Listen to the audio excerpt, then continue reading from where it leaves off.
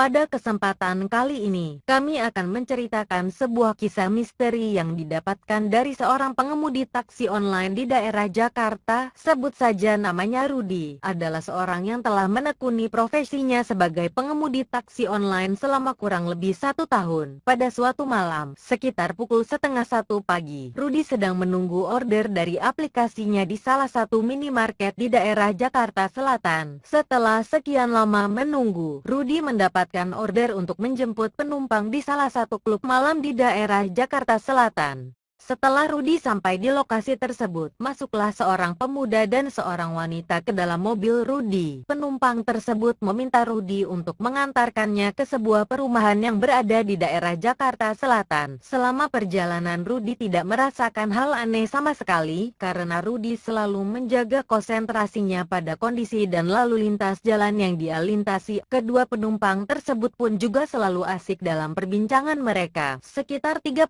menit Rudi memacu mobilnya. Sampailah Rudi di sebuah rumah besar di daerah Jakarta Selatan. Ternyata rumah tersebut adalah salah satu rumah mewah yang berada di daerah Jakarta Selatan. Setelah kedua penumpang tersebut keluar dari mobil, Rudi langsung mengarahkan mobilnya keluar dari kawasan perumahan tersebut untuk mencari penumpang lain di daerah tersebut. Ketika dalam perjalanan keluar perumahan, tiba-tiba Rudi merasakan hal yang aneh. Mendadak mobil Rudi hilang tenaganya, seperti mobil yang sedang mengangkut belasan orang di dalam mobil. Sedangkan pada saat itu Rudi sedang menggunakan gigi 2 pada mobil 5. Bermacam hal aneh berada di pikiran Rudi pada saat itu, mulai dari hal rusaknya mobil Rudi, sampai hal mistis yang sedang menimpanya. Dengan terpaksa Rudi mengurungkan niatnya mencari penumpang lain. Pada saat itu, hanya ada 2 tempat yang ingin Rudi datangi: pulang ke rumah dan tidur, atau beristirahat di salah satu minimarket di daerah Jakarta Selatan, yang pada saat itu sering menjadi tempat berkumpulnya para pengemudi taksi online. Berhubung pada saat itu, Rudi lebih dekat pergi ke minimarket tersebut, maka Rudi berusaha mengendarai mobilnya ke minimarket tersebut. Sekitar 15 menit, sampailah Rudi di minimarket tersebut. Berhubung parkiran di minimarket tersebut sedang penuh, maka Rudi hanya memutari minimarket tersebut untuk keluar area minimarket dan pergi ke rumah untuk tidur.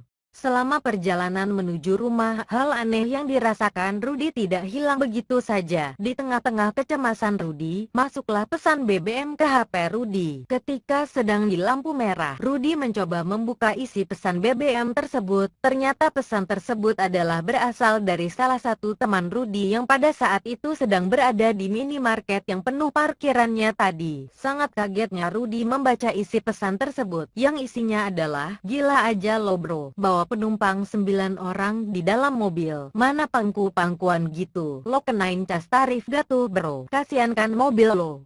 Langsung saja tangan Rudi gemetaran dan wajah Rudi pucat ketika selesai membaca isi pesan tersebut. Dengan sangat takut, Rudi mencoba melihat ke belakang. Ternyata Rudi tidak melihat seorang pun berada di mobil Rudi. Tapi, walaupun tidak ada penumpang dalam mobil Rudi, tetap saja tenaga mobil Rudi tetap berat seperti di perumahan tadi. Dengan sangat ketakutan sepanjang jalan, Rudi mencoba membawa mobilnya ke rumahnya. Setelah sampai di rumahnya, Rudi langsung sholat malam dan mencuci mobil Rudi dengan diawali doa-doa yang dia panjatkan. Keesokan paginya, ketika Rudi membuka pintu untuk pergi bekerja, sangat kagetlah Rudi melihat kondisi bagian dalam mobilnya pada saat itu. Banyak sekali dedaunan kering berada di mobil Rudi. Padahal, malam tadi Rudi sudah mencuci dan membersihkan mobilnya pada bagian luar dan dalam. Dengan adanya kejadian mistis tersebut, Rudi tidak mau lagi bekerja sampai malam hari.